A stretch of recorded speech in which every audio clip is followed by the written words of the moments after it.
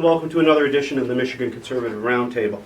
Today I have a couple of guests. I have former Professor Dan Lawford, former Methodist minister, retired, and I have the teacher and facilitator of a local ministry here called In the Beginning Ministries, and his name is Bill Durkee.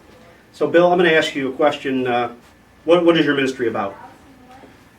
Well, my ministry, I teach at different churches and at different young people's seminars and things like that on biblical creation versus evolution. Okay. And that's what I talk about, is why I feel that biblical creation is correct and evolution is not correct. Okay.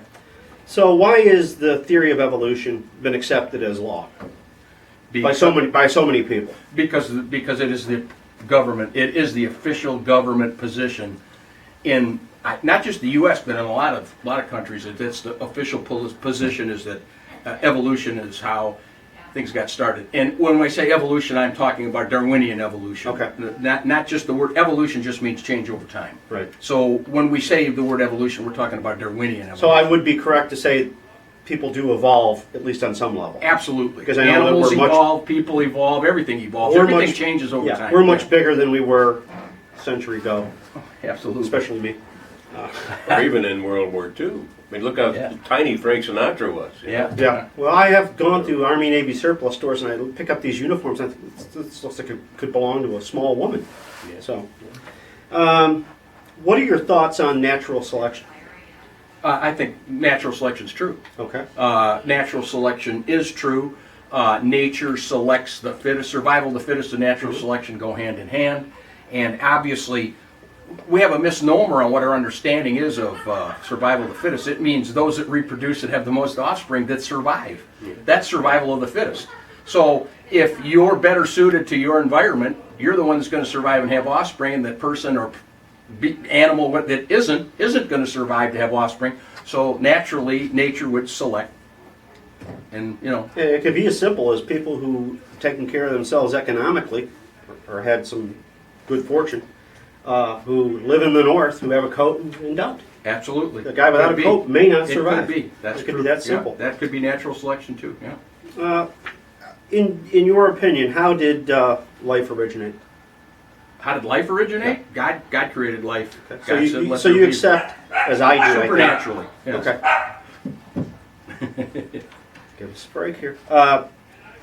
So you would accept, as I do, the fact that God created the earth exactly as Scripture describes it in 6 days? Correct. I believe that I call myself a biblical creationist. I believe what Scripture said. There's a lot of interpretation of how you interpret Scripture, how you interpret the early verses of Genesis, but basically God did it. And I don't know how He did it. I wasn't there.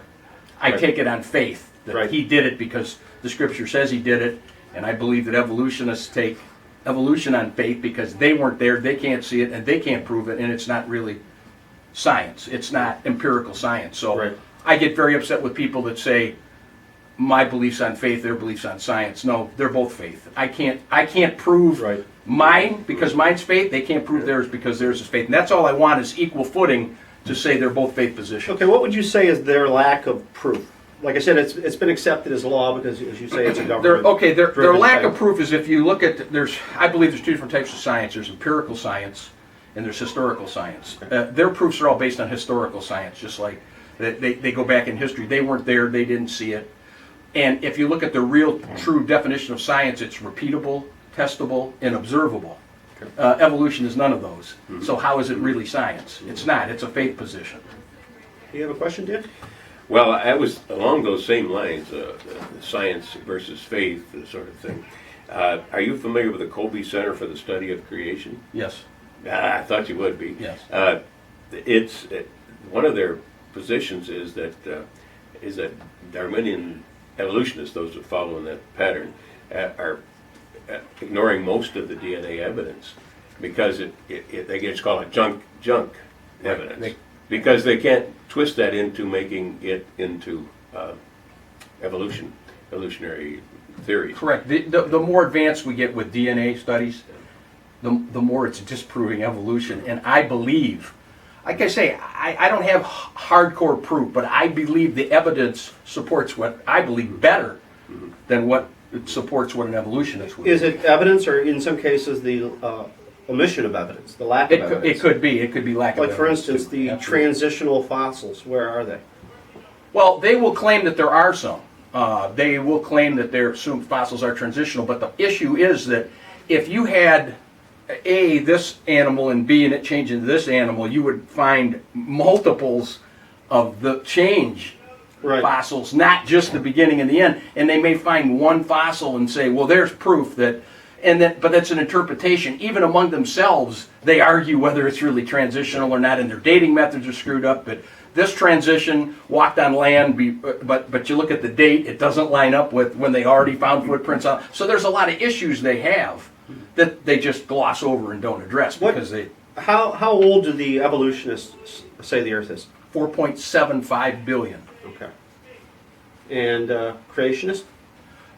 Depends. Some now.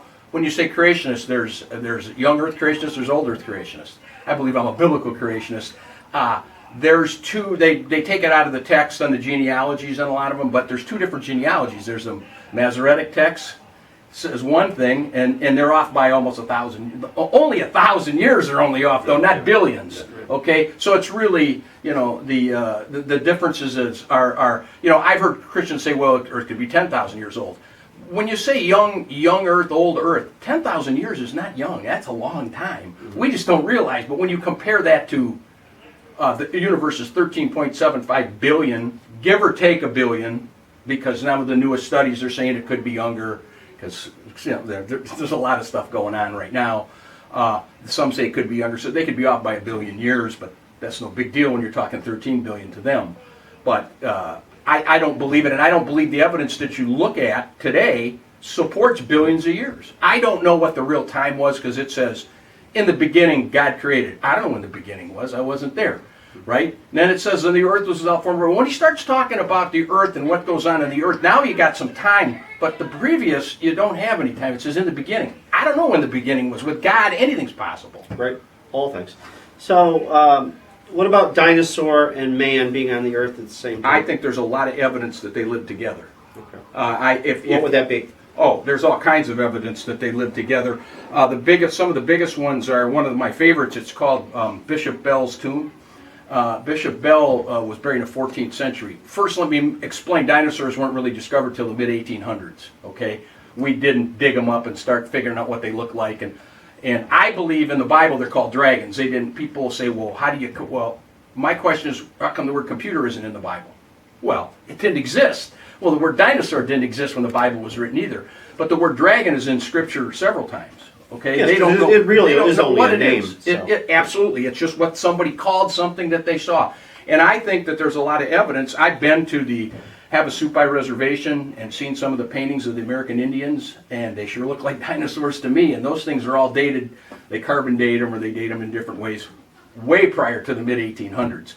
Bishop Bell's tomb. Bishop Bell's buried in 1400. There's a brass ring around his tomb, and in it are carved animals. And their current animals, dogs. You can see the collar. Mm-hmm. There's eels and everything. Well, there's also two long-necked, long-tailed dinosaurs with their heads intertwined like this. Well, either that was the best guess in the world, or somebody actually either saw it that did it, or told somebody about it that drew those things. And the interesting thing is, one of them has a lump on its tail with two prongs, and they said, well, they don't know which end is supposedly the head.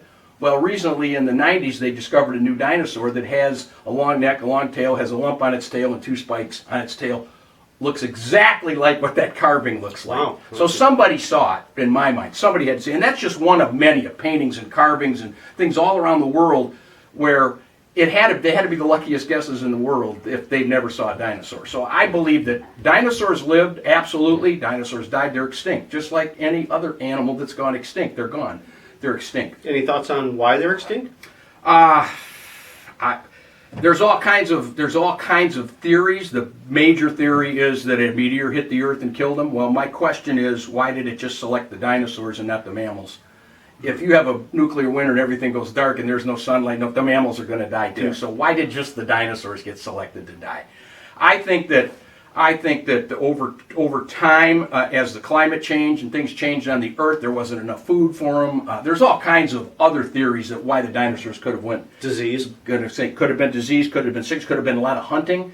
There's a lot of stories in history about St. George and the dragon and some of this, and they call the dragon, and he hunted these different. Well, most people will tell you that study this, that most stories are based on something.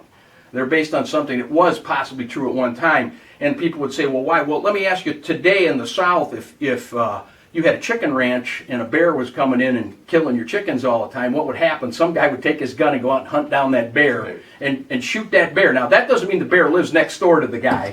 He lives out in the woods, but he comes in and gets the chickens. There's a reason he go, well, if the dinosaurs had to eat too. So if they were killing, so I think as man populated the earth and they killed off a lot of the dinosaurs too. And so there's a lot of reasons they could have went extinct, but I don't buy the impact Do theory. we really even have any idea as to how many there were? There again, I don't. We're not digging them up every day. No, they're not. That's funny that you should say, because you see that they talk about dinosaur digs. Do you know that 96% of the fossil record is aquatic? It's not even land animals. It's aquatic animals. Well, to me, there was a global flood. So I would say that a lot of aquatic animals would have got buried in a flood. Because I believe totally, and I can show scripture that the flood would have been globally based on what scriptures. Now, they don't believe there was a global flood, even though the majority of the rock on Earth is sedimentary rock, which is, there's 3 types of rock. Sedimentary is the biggest one, which has been moved by water. And you can't radiometric date sedimentary rock. So it's really interesting when you see a lot of times when they find a new fossil and they'll tell you how old it is. Somebody needs to ask the question, how do you come up with that date? Where did they come up with that date? Well, they found a rock layer over there they think was in the same layer, and they may have been able to radiometric date it, and they just assume that this was in it because they can't date the thing. And the other thing that's interesting, it's very interesting, people think that, and there's some Christians that believe this, that carbon dating proves the Earth. Carbon dating proves just the opposite. Carbon dating cannot be detected after thousands of years because of the half-life and how it breaks down. So if you find carbon in something, it can't be millions of years old. They have tested dinosaur bones, diamonds, coal, and they have found good amounts of carbon-14 in all of those things. So that really shoots holes in their belief system that, and I've heard Christians say, well, carbon-14 proves the Earth millions years. No, it doesn't. You can only detect up to about 75,000 years of using a spectrometer where they can detect how much carbon's left in something, but they find good amounts. And dinosaur bones, they never tested them because they just assumed they died 65 million years ago. They're starting to test them, and guess what? They're finding carbon-14 in dinosaur bones. Any thoughts, Dan? Well, it's certainly you've given me more details than I had ever considered before. But the basic point is, no matter what you believe about how we evolved or if we evolved, how did it start?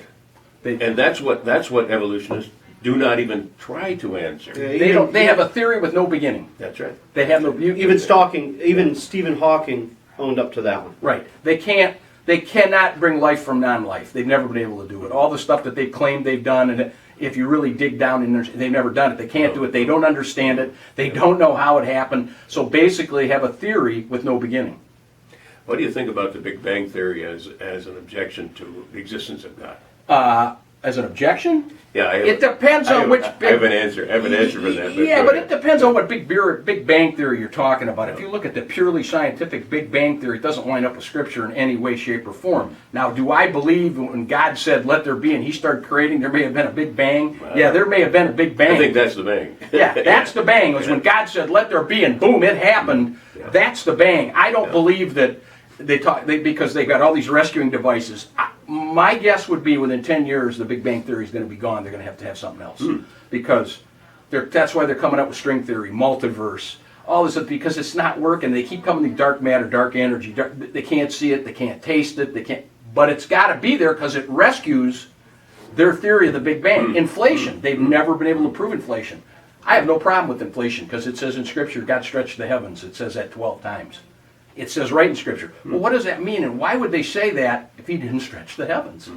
What does stretching the heavens mean? That's inflation to me. So I have no problem if they have no real proof for inflation. They believe inflation happened, but they've got no real hardcore proof for it. Anytime they thought they've had it, it's been debunked by something else. Explain what you mean by inflation. Inflation is that right after the Big Bang, within the first, I don't know how many thousands of years, the universe inflated at thousands of times the speed of light to bigger than where it is now, because that's how they justify heat transfer, and that's how they justify how big the universe is and all this. What you don't realize is that they say the universe is 13.75 billion years old. Mm-hmm. So if it all came out of a central area, what's 13.75 this way, and it's 13.75 that way. So it's 27 billion from there to there. Well, there hasn't been enough time for those two to be in contact. So they say what happened is it inflated at, So my question is this: if you can violate the speed of light in their thing by thousands of times, God can't violate the speed of light? You know what I mean? So, to me, they're helping prove my case, I think, with inflation and some of the stuff they're coming up with. Anything else, Ted? Well, You have some questions? my last point is really a little bit off subject about artificial intelligence. Do you think they can ever create an intelligence that will supersede ours? I don't know. I don't give that a lot of thought. I guess, whether they can or not, I don't know. I happen to believe God's going to return before then. I sure hope He does. Yeah. If they ever do that, I hope He returns before that. It's just, I was reading a Gilder's book on life after Google, and Google projects artificial intelligence, and Gilder actually says that Google's goal is to rule the world. And if they can create enough artificial intelligence that'll supersede our intelligence, he says it's impossible, because the one thing that humans have that humans can't create, is consciousness, a consciousness of God. That's true.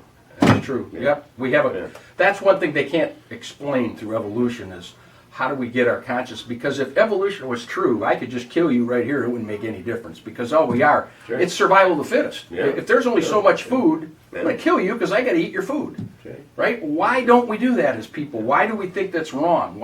Because there's a morality built into us. Where does that morality come from? They don't know.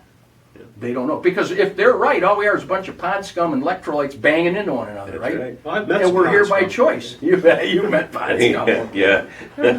All the nasty names they call me on a weekly basis. Oh, that's true. We're all pond scum. Yeah. Yes, that's right. Okay, so let's get back to the, and we'll wrap it up after this. Let's get back to the why evolution is so widely accepted as faith. I mean, it's being taught in public schools, of course. Absolutely. And for all I know, it could be being taught in parochial schools. Some. Yeah. Almost everything you come across has an agenda. What would be their agenda?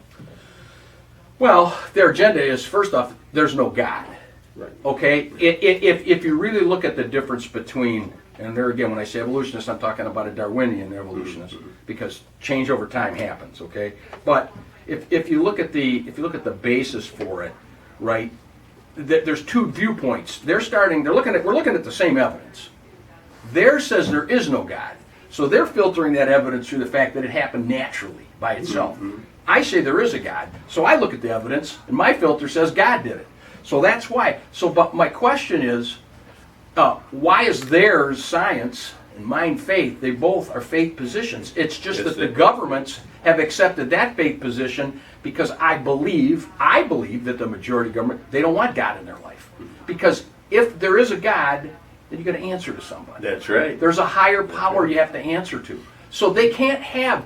I've heard evolutionists say this. We can, even though they'll look at the evidence and they'll say, "Oh my God, the evidence looks like it was designed." Mm-hmm. We got to keep telling ourselves it wasn't, because we cannot allow a divine foot in the door. Right. If you let the door open a little bit and the divine foot gets in, it can get kicked open. They're not going to allow it to get kicked open. So they're going to really work hard at saying, ours is science and ours is what we really need to teach the kids. And it's child abuse to teach I've heard this too. It's child abuse to teach creation to kids. I have.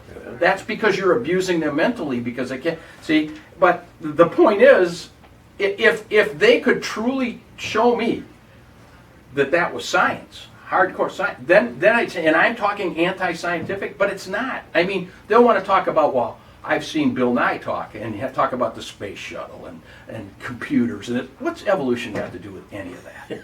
That's real science. It's got nothing to do with that. You don't need to believe in Darwinian evolution to create scientific things like that. There were a lot in the old there. Newton and I were Christians. They were believers when they came up with these different theories and these ideas that they came up with about gravity and about space and about this, and they were doing it. Their basis for doing it was to more understand the design of God, not to say, well, man, we want to elevate ourselves. That's what it is. We want to elevate ourselves. And that's what the government wants to do. For our audience, what would be, other than the Bible, of course, what would be some good resources if they wanted to go further in their enlightenment on this topic? Well, the three that I use most are, and you can there's search engines in each one of these. One is Answers in Genesis, which is AIG. One is Creation Ministries International. Okay, Institute of Creation Research and Creation Ministries International. Those are the three. There's many more, but those are the big three that really do. Now, they all have PhD scientists that work for them, which is another thing. They laugh at you and make fun of you and say, well, they're not all just pastors. Mm-hmm. They're scientists. They're hardcore scientists, and their belief is when they look at the evidence, they say, well, if we can't, there's got to be something that created life. How did life come about? So if they decide there's a God, then all of a sudden everything they look at is through a different lens. Okay, but they're still PhDs. Doesn't mean they're stupid. I would add one more source. I mentioned earlier the Colby Center for the Study of Creation. You can find it online, and again, these people have the PhDs. Right, absolutely. Scientific people. So. Absolutely, yeah. Okay, guys, I think we'll call that a wrap. And as we like to say on the Michigan Conservative Roundtable, be safe, watch your six, and don't tread on me. Amen. Right.